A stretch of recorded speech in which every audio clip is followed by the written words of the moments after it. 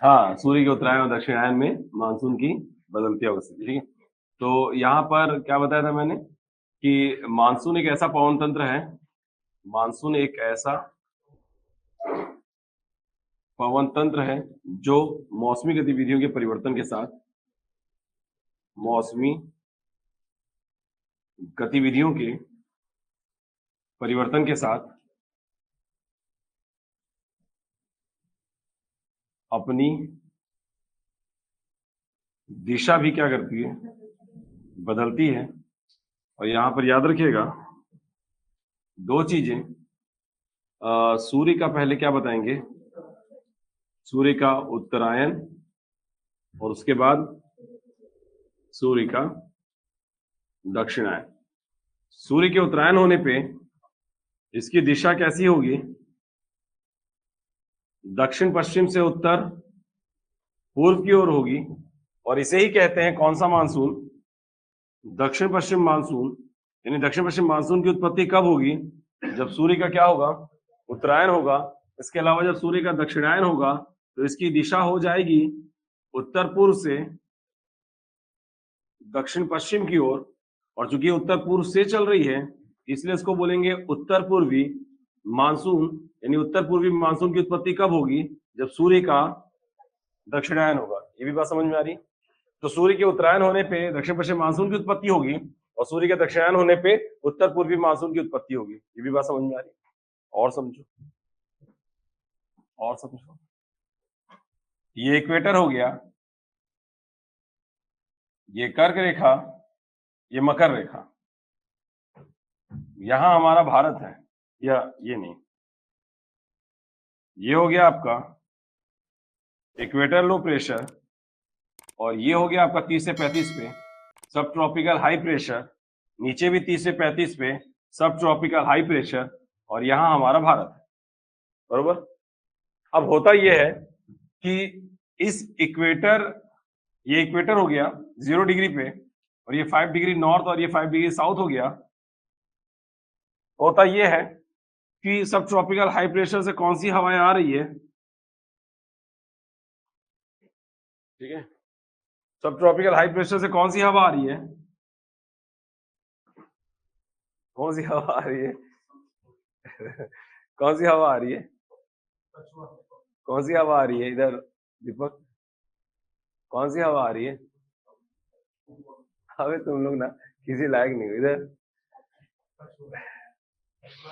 सब tropical high pressure से equator low pressure की ओर जाने वाली हवाओं को बोलते हैं पूर्वा हवाएं, और सब ट्रॉपिकल हाई प्रेशर से सब पोलर लो प्रेशर की ओर जाने वाली हवाओं को कहते हैं पछुआ हवाएं, और पोलर हाई प्रेशर सब पोलर लो प्रेशर की ओर जाने वाली हवाओं को बोलते हैं ध्रुवीय हवाएं।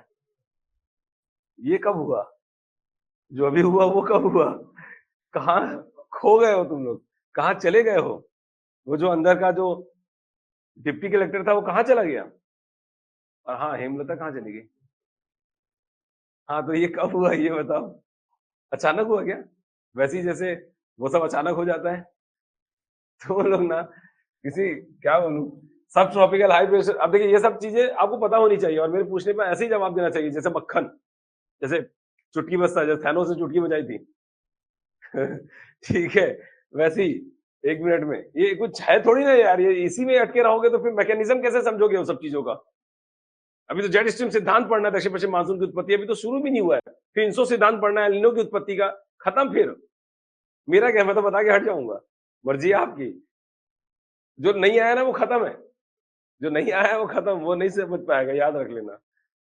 चलिए, तो सब ट्रॉपिकल हाई प्रेशर से इक्वेटर लो प्रेशर की ओर जाने वाली हवाओं क्या बोलते हैं। अब एक्चुअल में होता ये है कि ये इक्वेटर पे सूरज की सीधी किरणें कब पड़ेगी बता दो, 21 मार्च को। लेकिन चूंकि क्या हो चुका है, यानी 21 मार्च के बाद सूर्य का क्या माना जाता है, उत्तरायण होता है। उत्तरायण का मतलब ये होता है कि अब सूरज की सीधी, नॉर्मली हम क्या पढ़ते हैं, हम ये पढ़ते हैं कि सूरज की सीधी किरणें इक्वेटर पे पड़ती है, इसलिए इक्वेटर पे कौन सा टेम्परेचर होता है, और हाई टेम्परेचर होता है, इसलिए वहां पर कौन सा प्रेशर होता है, इसीलिए तो इसको क्या बोलते हैं, इक्वेटर लो प्रेशर। लेकिन आप जानते हैं कि सूर्य की सीधी किरणें इक्वेटर पे नहीं बल्कि कर्क रेखा से मकर रेखा वेरी करती है। जब इक्वेटर से ऊपर जाएगी तो इसको बोला जाता है सूर्य का, भाई हमारी पृथ्वी अपने अक्ष पे झुकी हुई है, बताया था मैंने, उस झुके हुए होने की वजह से सूरज की सीधी किरणें कर्क रेखा से मकर रेखा, मकर रेखा से कर्क रेखा वेरी करती है। तारीख भी मैंने बता दी थी और वो तारीख याद है? ठीक है, कितने लोग को याद है? हाथ ऊपर करें। चलो बताओ। पगला गए होगा, डिटेल में बताओ कब कहाँ कौन सी तारीख पे कौन सी किरणें कहाँ पड़ती है? 21 मार्च को भूमध्य रेखा पे। ठीक, ये हुई ना बात, ठीक तो है।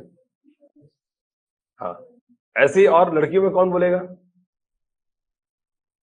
आपस में डिस्कशन हो गई हो तो जवाब देंगे। लड़कियों में कौन बोलेगा? 3 लड़कियां हैं, जल्दी बताइए, बोलोगी? बताइए।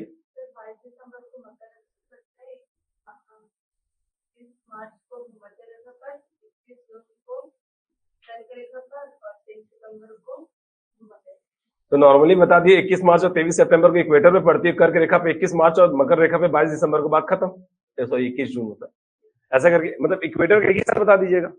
21 मार्च और 23 सितंबर को इक्वेटर पे, 21 जून को कर्क रेखा, 22 दिसंबर को मकर रेखा, डायरेक्ट खत्म।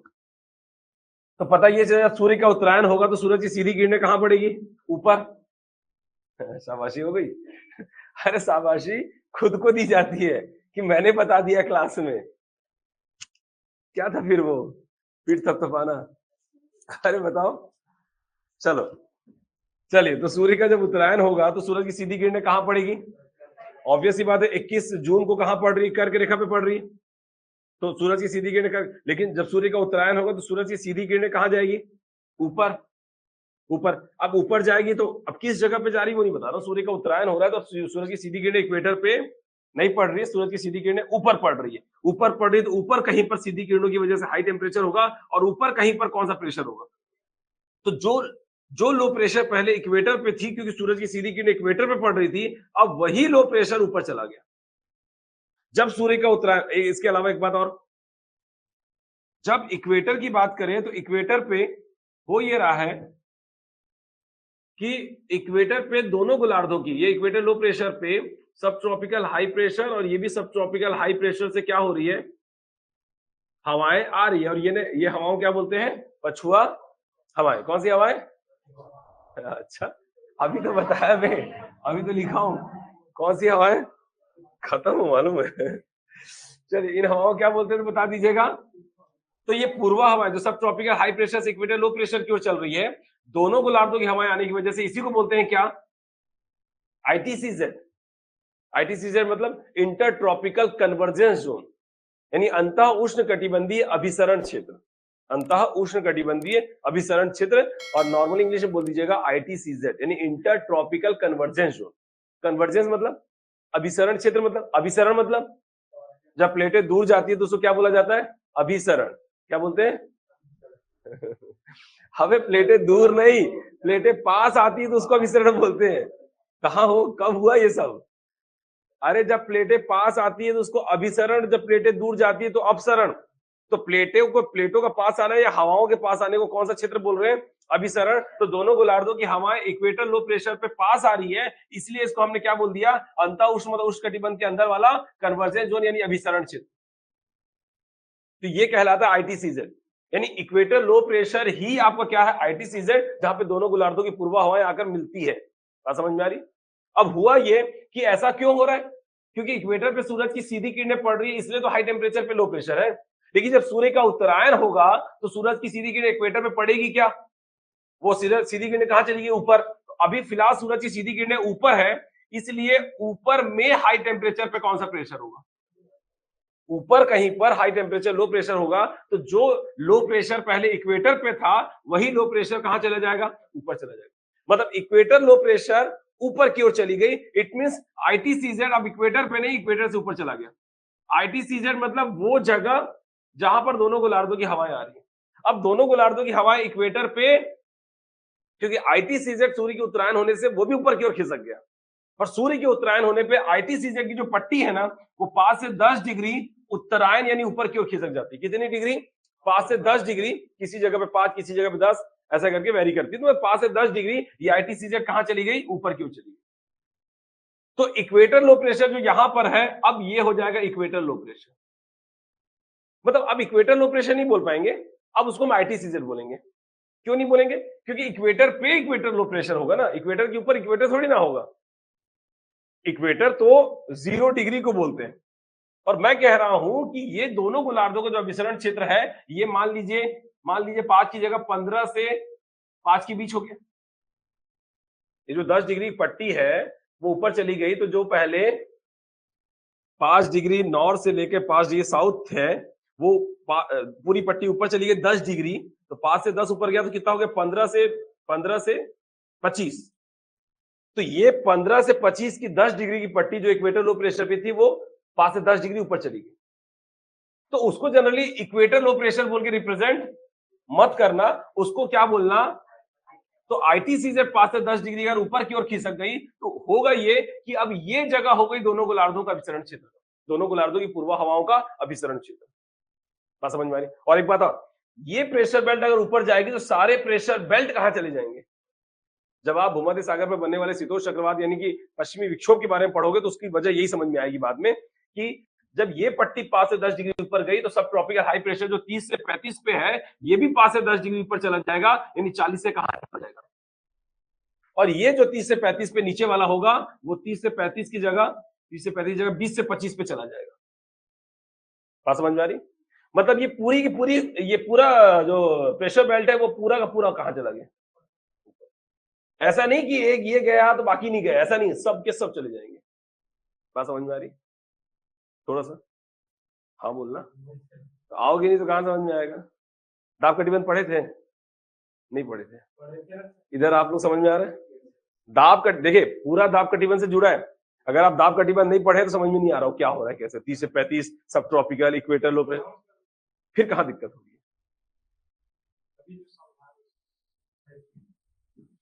आईटीसीजेड सिंपल सी बात है, समझ में आया, दोनों गोलार्धों के पूर्वा हवाओं का अभिसरण क्षेत्र, जो पहले कहां हो रहा था? इक्वेटर पे हो रहा था, अब कहां चला गया? सूर्य के उत्तरायण होने पे। ऑब्वियस सी बात, इक्वेटर पे क्यों हो रहा था? क्योंकि इक्वेटर पे सूरज की सीधी किरणें पड़ रही थी। अब सीधी किरणें कहां चली गई? तो सब कुछ ऊपर जाएगा कि नहीं जाएगा? सूरज की सीधी किरणें ऊपर चली गई तो यहाँ पर हाई टेम्परेचर, हाई पे क्या हुआ? लो, लो होने की वजह से दोनों गोलार्धों की हवा आएंगी, वही तो बन गया क्या? तो सूर्य के उत्तरायण होने पे आईटीसीजेड 5 से 10 डिग्री कहां जाएगा?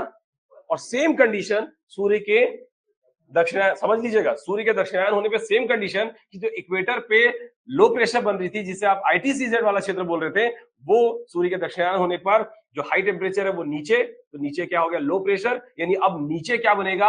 आईटीसीजेड। अब नीचे क्या बनेगा? आईटीसीजेड बनेगा। यानी आईटीसीजेड सूर्य के उत्तरायण और दक्षिणायन होने पे वेरी करता है 5 से 10 डिग्री उत्तर की ओर और 5 से 10 डिग्री। ये कहानी समझ में आ रही? अब समझो,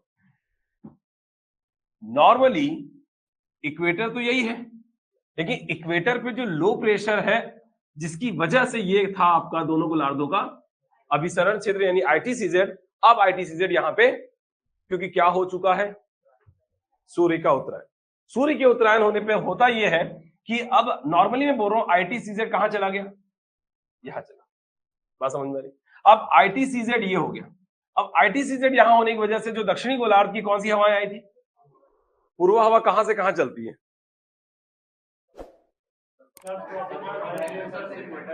सब ट्रॉपिकल हाई प्रेशर से इक्वेटर लो प्रेशर की ओर। मतलब हर हवाओं का सोर्स होता है हाई प्रेशर, डेस्टिनेशन होती है लो प्रेशर। जब ये हवा पूर्व हवा चलेगी, ये सोच के कि मेरा लो प्रेशर कहां बैठा हुआ है? इक्वेटर पे बैठा है। मेरा लो प्रेशर कहां है और मुझे कहां तक जाना है? लेकिन जब ये इक्वेटर पे पहुंचेगी तो इक्वेटर पे तो पता चला लो प्रेशर है ही नहीं, क्योंकि हवाओं का सोर्स हाई प्रेशर और डेस्टिनेशन, मतलब हवा की डेस्टिनी क्या होती है? उसका लो प्रेशर, वहां तक उसको जाना होता है, जब तक वो नहीं जाएगी भटकती रहेगी, मैं कहां जाऊं, मैं कहां जाऊं, मेरा लो प्रेशर कहां है, मेरे को मिल ही नहीं रहा है, लिटरली।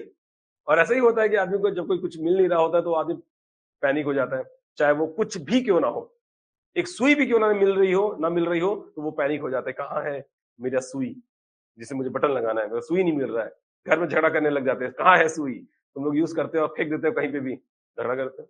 तो जब इस पूर्वा हवा को उसका लो प्रेशर नहीं मिलेगा तो वो भी पैनिक हो जाएगी, वो अपने लो प्रेशर खोजेगी, तो पता चला लो प्रेशर खोज। अब देखिए, सब ट्रॉपिकल हाई प्रेशर से हवा जब चली इक्वेटर लो प्रेशर, तो इक्वेटर पे लो प्रेशर नहीं मिला, तो अपने लो प्रेशर के लिए वो कहां जाएगी? इक्वेटर को पार कर देगी। लोग सरहदें पार कर देते हैं, बागी थ्री नहीं देखे हो क्या? अपनों के लिए लोग सरहद पार कर देते। तो ये इक्वेटर को क्या कर देगी, पार कर देगी। और जब इक्वेटर को पार करके कहां चली जाएगी, अभी कहां की थी ये, जब ये दक्षिणी गोलार्ध की थी, तो जब इक्वेटर को पार कर देगी तो कहां चली जाएगी। और जब हवाएं उत्तरी गोलार्ध में होती है तो अपनी दिशा किस तरफ मुड़ जाती है, दाईं तरफ या बाईं तरफ, बताया था कुछ मैंने। हाँ तुम बताओ, तुम बहुत बोल रहे हो ना, पढ़ाओ, लो बताओ। श्योर, गलत। यही पढ़े हो ना, यही पढ़े हो ना। नहीं नहीं कोई बात नहीं, ये देखिए ये हवा ऐसे चल रही थी, दक्षिणी गोलार्ध की हवा अपने डायरेक्शन के और उत्तरी गोलार्ध की हवा अपने डायरेक्शन के। बात समझ में, अब समझे, मैं बोला था दाब का पढ़ लेना अच्छे से, पढ़ाऊं ऐसा बोलने से थोड़ा होता है। तो जब हवाएं उत्तरी गोलार्ध में होती, मैं बताया था सब हर चीज काम आएगी। हवाएं जब उत्तरी गोलार्ध में होती है तो डायरेक्शन अपने अबे दीपक क्या हुआ तुमको, यही मैं बोला था ना, एक दिन भी छुट्टी मारोगे ना फिर जलवायु परेशान रहोगे, मैंने कहा था आपको। कौन है जो शुरू से आ रहा है, हाथ ऊपर करे। एक दिन से खत्म हो जाता है सब। एक दो, तुम कहां शुरू से आ रहे थे भाई साहब, तुम कहां शुरू से आ रहे थे, नहीं आ रहे थे, आ रहे थे, नहीं आ रहा था ना, वही तो बोल रहा हूं, नहीं आ रहा था ना। दिखाओ नोट्स, अरे वो नहीं जो लिख रहे हो, अरे इसका नहीं बोल रहा, तुम ऑनलाइन देख, सच में आ रहा था क्या दीपक, शुरू से आ रहा था, मैं मान ही नहीं सकता। हाँ, जलवायु शुरू हुआ उस दिन से आ रहा है क्या, अरे तुम ये सब क्यों दिखा रहे हो, कहाँ है जलवायु।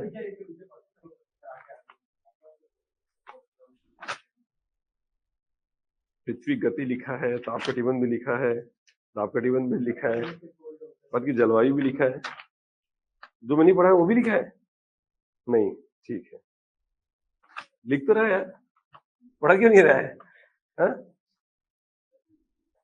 भरोसा नहीं बनाया था।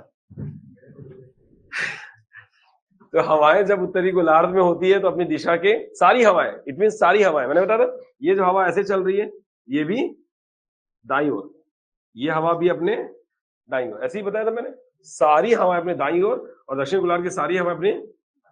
तो जब दक्षिणी गोलार्ध की हवाएं गलती से उत्तरी गोलार्ध में चली गई तो अपने डायरेक्शन के, अभी तो बताया, अपने डायरेक्शन के दाईं ओर मुड़ जाती है, बस उन हवाओं को दाईं ओर मोड़ देना। जब ये हवाएं दाईं ओर मुड़ गई, कलर बदल जाएगा, ये देखिए दाईं ओर मुड़ गई, ये हवाएं दाईं ओर मुड़ गई, ये भी हवाएं दाईं ओर मुड़ गई, तो पता ये चला कि इसकी जो दिशा है, जो दक्षिण पश्चिम से जिसे आप उत्तर पूर्व कहते हैं, वो इस वजह से होती है कि ये उत्तरी गोलार्ध में जब आती है तो अपनी दिशा के दाईं ओर मुड़ जाती है। और आपको बता दूं यही है आपकी कौन सी हवाएं, तो पता ये चला दक्षिण पश्चिम मानसूनी हवाएं आ कहां से रही है। तो कोई पूछे दक्षिण पश्चिम मानसूनी हवाएं कौन सी हवा है, बता देना दक्षिण गोलार्ध की पूर्व हवाएं। दक्षिण पश्चिम मानसूनी हवाएं कौन सी हवाएं हैं, कहां से आ रही है, तो ये दक्षिणी गोलार्ध की पूर्व हवा कहलाती है। बात समझ में आ रही है, कहानी समझ में आ रही है। और जब ये अपने हिंद महासागर में पहुंचेगी, यहीं कहीं हिंद महासागर है, तो हिंद महासागर में इक्वेटर के ऊपर, जैसे हिंद महासागर, पूरा हिंद महासागर जैसे इक्वेटर के ऊपर पहुंची, ये अपने डायरेक्शन के दाईं ओर मुड़ जाएगी और यही हो गई दक्षिण पश्चिम मानसूनी हवाएं, जो हमारे भारत में जाके क्या करवाने वाली है। दूसरी बात, जब सूर्य का उत्तरायण होगा तो भारत में कौन सी ऋतु आएगी, ग्रीष्म ऋतु। जब कौन सी मानसून की उत्पत्ति हो रही है, तो पता ये चला दक्षिण पश्चिम मानसून को क्या बोलते हैं, ग्रीष्मकालीन मानसून। क्या बोले दक्षिण पश्चिम मानसून को, ग्रीष्मकालीन मानसून। क्यों, क्योंकि उसकी उत्पत्ति सूर्य के उत्तरायण होने पे और ग्रीष्म ऋतु में होती है। सूर्य का उत्तरायण होगा तो ग्रीष्म ऋतु होगी ना, और सूर्य के दक्षिणायन पे शीत ऋतु होती है क्या। जब सूर्य का उत्तरायण होगा तो ग्रीष्म ऋतु और दक्षिण पश्चिम मानसून की उत्पत्ति, तो पता चला दक्षिण पश्चिम मानसून की उत्पत्ति कौन सी ऋतु में होती है, तो ग्रीष्मकाल में होती है, ग्रीष्मकालीन मानसून। तो अगर आपसे ना दक्षिण पश्चिम मानसून की उत्पत्ति ना पूछते हुए क्या बोलेगा, ग्रीष्मकालीन मानसून की उत्पत्ति के बारे में बताइए, आदमी खत्म, क्या पूछ दिया लिटरली। अगर आपसे ग्रीष्मकालीन मानसून की संपूर्ण क्रियाविधि का वर्णन करिए, अगर दक्षिण पश्चिम मानसून की संपूर्ण क्रियाविधि बोलेगा तो आप अभी पढ़ने के बाद बता दोगे कि कैसे उत्पत्ति हो रही है। लेकिन अगर ग्रीष्मकालीन मानसून की संपूर्ण क्रियाविधि पूछेगा तो आप सोचेंगे कि क्या पूछा, ग्रीष्मकालीन मानसून मतलब क्या, तो वो कुछ और नहीं दक्षिण पश्चिम मानसून ही है। बात समझ में आ रही। दीपक अच्छा नोट्स बना रहा है, दीपक का नोट्स अच्छा लगा मुझे, देखा मैं, तो ठीक है। थोड़ा सा और परफेक्शन की जरूरत है। नहीं, एक ही बार में बनाना है। जो नोट्स बन रहे हैं ना, उसमें पूरी जान छिड़क दो। जितना पढ़े हैं, जितना पढ़ाया गया है और जितना आप पढ़ पाते हो कहीं और से, वो सब कुछ अपने नोट्स में डाल दो, क्योंकि नोट्स एक बार बनता है और उसी नोट्स को बार बार पढ़ना है। कम कंटेंट रखोगे, उसी को बार बार पढ़ोगे तो कम ही नॉलेज रहेगा। ज्यादा कंटेंट रखोगे, उसी को बार बार पढ़ोगे तो आप ज्यादा नॉलेज के धनी बन जाओगे।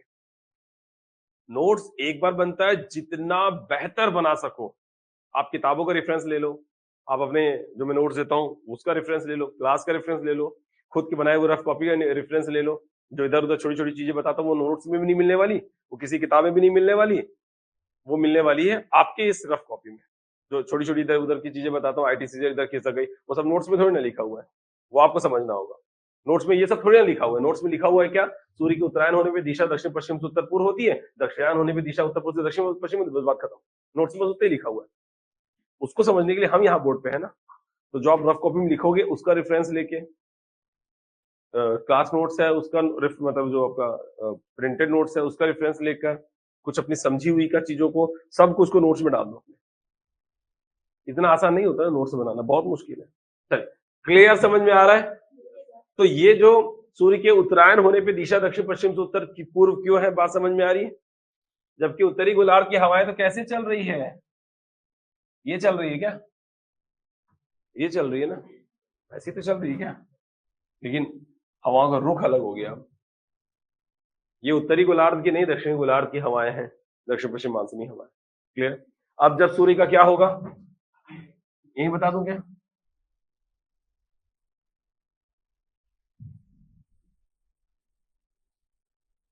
देखिए, एक बात बता दूं आपको, भले ही ये हौच पौच हो जा रहा है लेकिन वीडियो हौच पौच नहीं होता।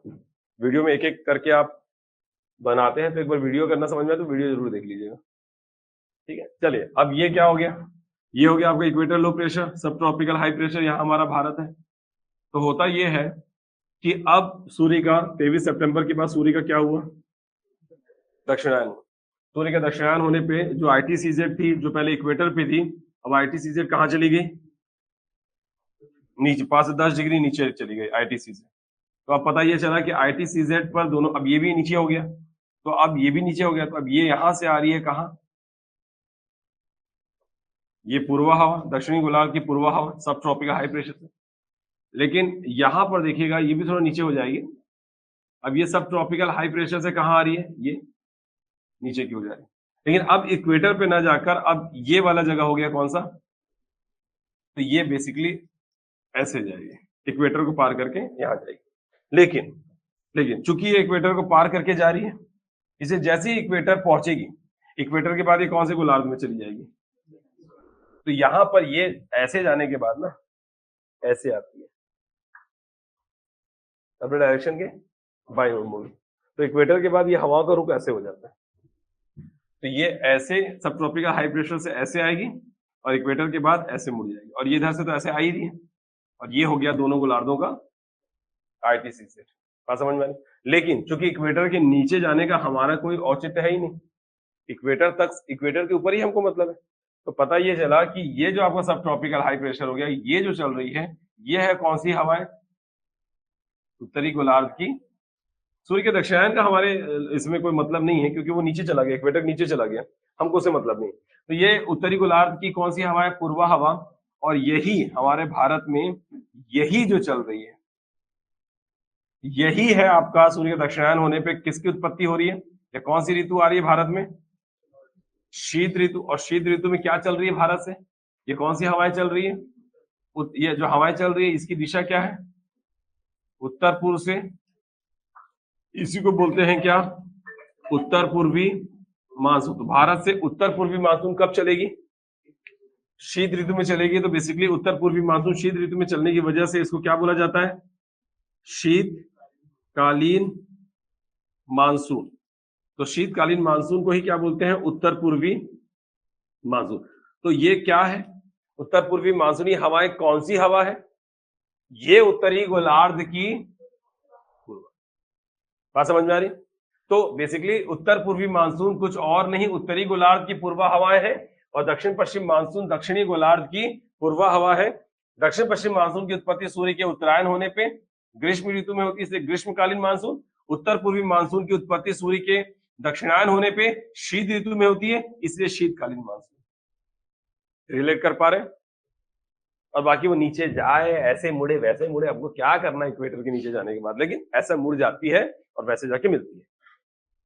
लेकिन नीचे से अपने कोई मतलब नहीं, हमें मतलब सिर्फ सूर्य के उत्तरायण से। क्लियर, समझ में आया थोड़ा सा? अभी इधर मुकेश, अभी भी थोड़ा सा नाव कटिबंध नहीं पढ़े हो ना अच्छे से? हाँ, इसको पढ़ना बोलते हैं। चलिए, ये क्लियर समझ में आ रहा है?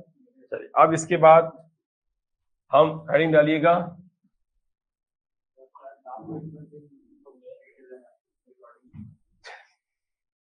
तुम कब देख लिए ये बता।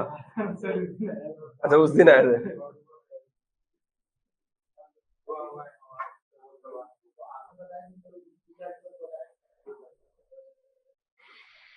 तो आओ ना यार, क्यों नहीं आ रहे? मत भरोसा करो अभी फिलहाल। क्या रिकॉर्ड हो रहा है? देखो, मैं आपके सामने ही बोल रहा हूँ रिकॉर्ड हो रहा है, लेकिन उसके हीना नहीं आ रही है। क्यों नहीं आ रही है हीना? हेमलता को तबीयत खराब है, ठीक करो तबीयत। कन्हैया,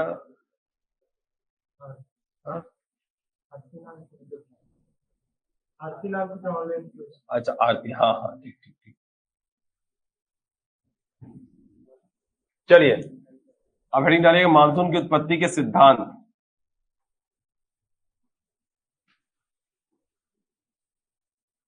मानसून की उत्पत्ति को लेकर कई सिद्धांत प्रस्तुत किए गए, जिनमें एक सिद्धांत है आपका तापीय सिद्धांत। दूसरा बताइएगा तापीय विषमता का सिद्धांत।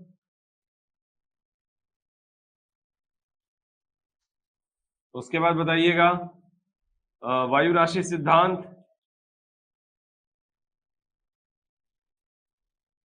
फिर बताइएगा हमारे लिए इंपॉर्टेंट है जेट स्ट्रीम सिद्धांत।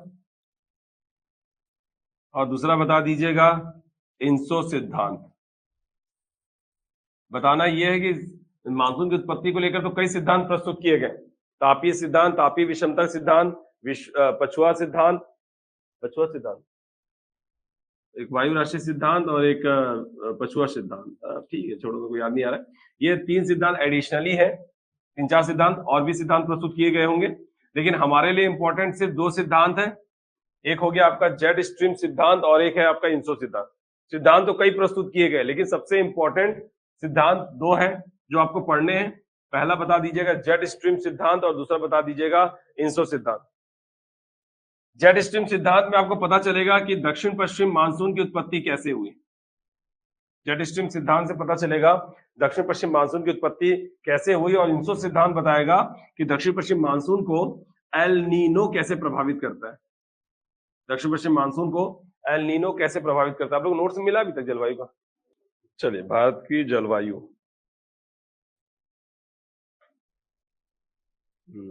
परमेश्वर, कितने लोग? 2, 4, 6, 8, 10, 12 कॉपी की। और कोई आएगा?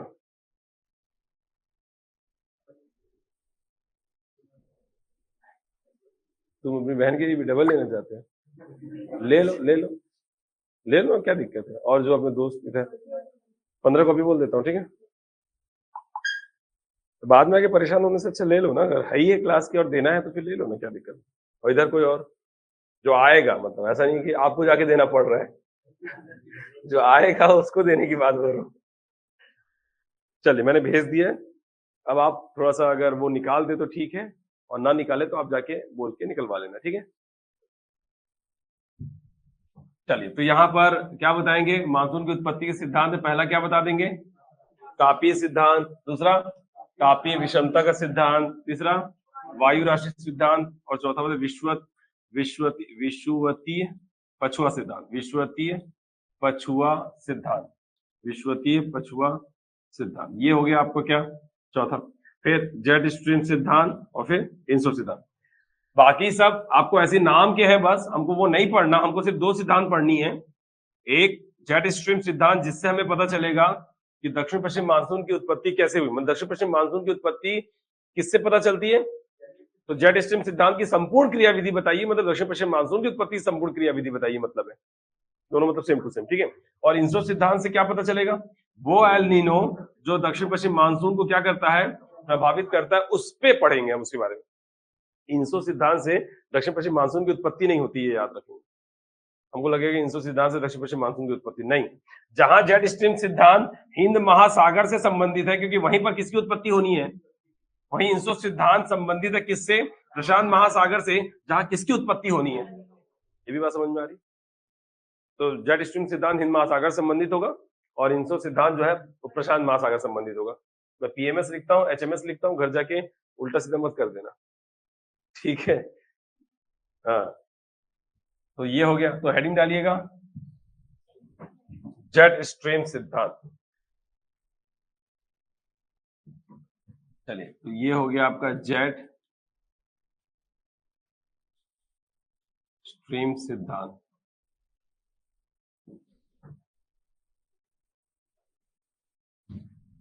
बता दीजिएगा इस सिद्धांत का प्रतिपादन ईन नामक भूगोलवेत्ता ने दिया, ज्योग्राफर ईन नामक वैज्ञानिक ने दिया। किसने प्रस्तुत किया सिद्धांत को?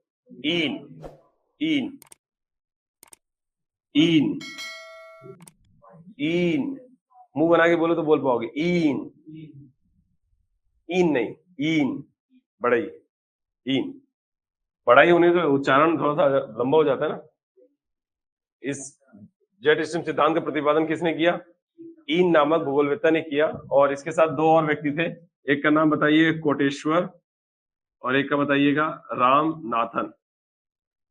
कोटेश्वर और रामनाथन भी इसमें शामिल थे। तो ईन, कोटेश्वर, रामनाथन ने जेट स्ट्रीम सिद्धांत का प्रतिपादन किया। ईन के अनुसार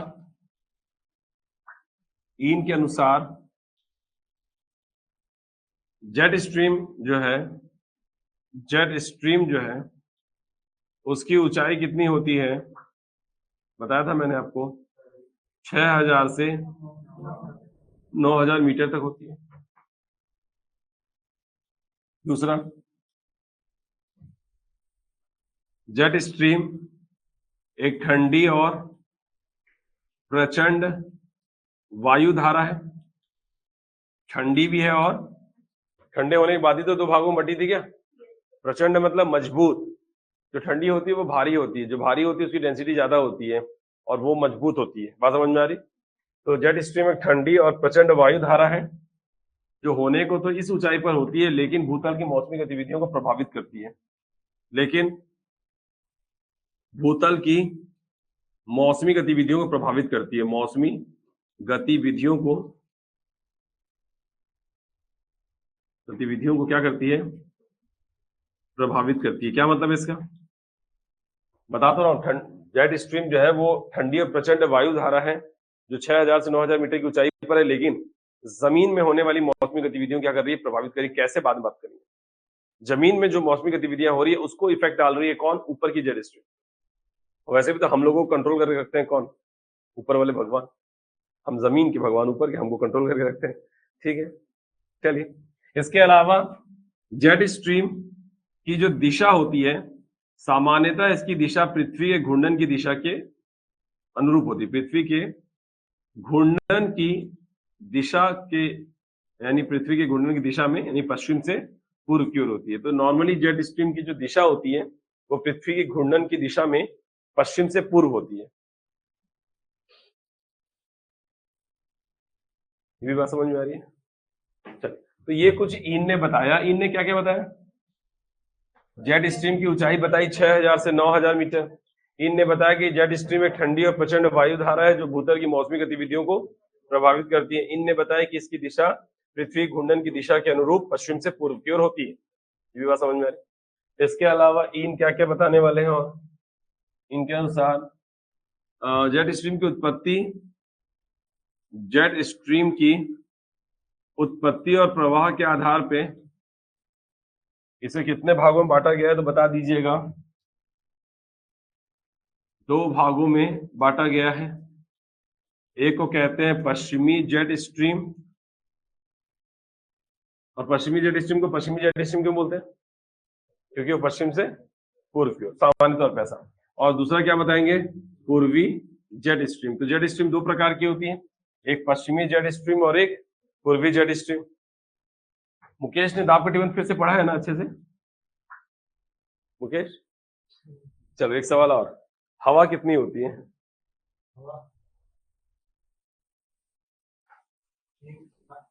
कौन कौन सी? ध्रुवा, ध्रुवा हवा, ठीक। तो आपको पता है कि जो हवा चल रही है, यही हवा गर्म होकर ऊपर जाएगी और ये बनाएगी अपनी, यानी हवा चल रही है तो कहां से चल रही है? लो टेम्परेचर के हाई प्रेशर से कहां की ओर? हाई टेम्परेचर के लो प्रेशर की ओर। लो प्रेशर के पहुंचने के साथ हाई टेम्परेचर की वजह से हवा गर्म होकर कहां जाएगी? वही हवा जो चल रही थी सतह पे, वही गर्म होकर ऊपर जाएगी और वही बनाएगी अपनी। तो हवा है तो जेट स्ट्रीम भी होगी। क्या समझ में आ रही है? हवा की दिशा के विपरीत जेट स्ट्रीम भी होगी। तो जितनी हवा होगी उतनी क्या होगी? जेट स्ट्रीम होगी। तो जेट स्ट्रीम हवा कितनी? तो पश्चिमी जेट स्ट्रीम कितनी और पूर्वी जेट स्ट्रीम कितनी? देख, पूर्वी जेट स्ट्रीम 1 है, पश्चिमी जेट स्ट्रीम 3 है। वो 3 पश्चिमी जेट स्ट्रीम का नाम।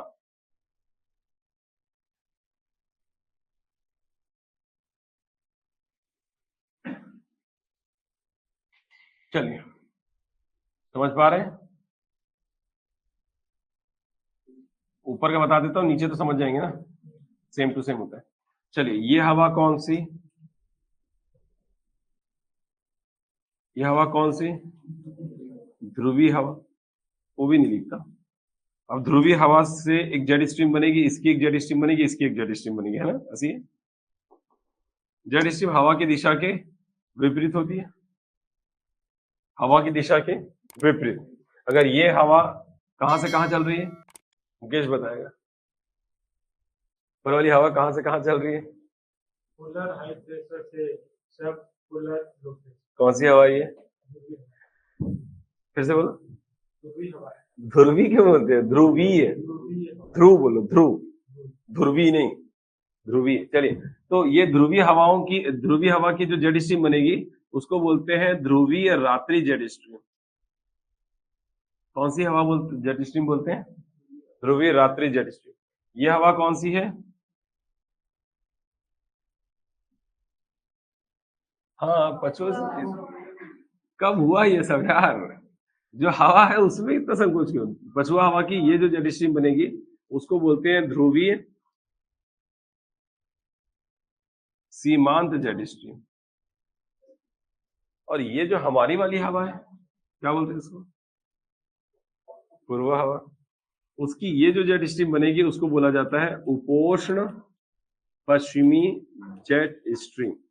उपोष्ण पश्चिमी जेट स्ट्रीम। तो बेसिकली जो पश्चिमी जेट स्ट्रीम 3 थी ना, वो 3 यही है। पश्चिमी जेट स्ट्रीम 3 है, वो 3 कौन सी? ध्रुवीय रात्रि जेट स्ट्रीम, ध्रुवीय सीमांत जेट स्ट्रीम और उपोष्ण पश्चिमी जेट स्ट्रीम। लेकिन चूंकि हमारा भारत कहाँ है? यही है। हमारे भारत का संबंध किस हवा से है? हमारे भारत का संबंध पछुआ हवा से नहीं है। हमारे भारत का संबंध कौन सी हवा से? पूर्वा हवा से। चाहे वो दक्षिणी गोलार्ध की हो या उत्तरी गोलार्ध की हो। दक्षिण पश्चिम मानसून जहां दक्षिणी गोलार्ध की पूर्वा हवा है, उत्तर पूर्वी मानसून उत्तरी गोलार्ध की पूर्वा हवा है। तो हमारा संबंध सिर्फ पूर्वा हवा से है। तो जेट स्ट्रीम कौन सी है पूर्वा हवा की? जैसे दिन है तो रात है, तो अगर ये है तो वो है, पूर्वा हवा है तो उसकी जेट स्ट्रीम भी बनेगी। जमीन से चल रही है हवा और ऊपर से चल रही है क्या? Jet stream. तो हमारे भारत के ऊपर चल रही है कौन सी हवा? पूर्वा, मतलब सतह पे चल रही है पूर्वा, और भारत के ऊपर से चल रही है कौन सी? उपोष्ण पश्चिमी जेट स्ट्रीम। तो हमें सिर्फ कौन सी जेट स्ट्रीम चाहिए दक्षिण पश्चिम मानसून की उत्पत्ति संबंधित होने वाली? तो हमें इस ये जेट स्ट्रीम से और इस जेट स्ट्रीम से कोई मतलब नहीं है। हमें सिर्फ मतलब है कौन सी? उपोष्ण पश्चिमी जेट स्ट्रीम, और एक कहां गई? पूर्वी जेट स्ट्रीम, बस। तो पश्चिमी जेट स्ट्रीम 3 होती है, ध्रुवीय रात्रि जेट स्ट्रीम, ध्रुवीय सीमांत जेट स्ट्रीम, उपोष्ण पश्चिमी जेट स्ट्रीम, जिसमें दक्षिण पश्चिम मानसून का संबंध जो है वो सिर्फ 2 ही जेट स्ट्रीम से है। एक बता दीजिएगा पूर्वी जेट स्ट्रीम और एक बता दीजिएगा उपोष्ण पश्चिमी जेट स्ट्रीम, बस बात खत्म। बात समझ में आ रही है? चलिए, ये भी हो गया।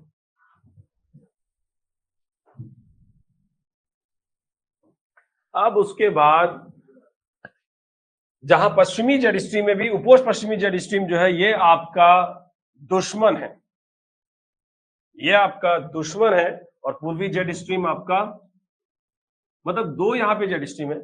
ये जेट स्ट्रीम, इसकी ये जो 3 जेट स्ट्रीम है ये होती है, ये है क्यों? क्योंकि हवा चल रही है, हवा चल रही है तो उसकी जेट स्ट्रीम भी बनेगी, तो ये उनकी जेट स्ट्रीम होती है।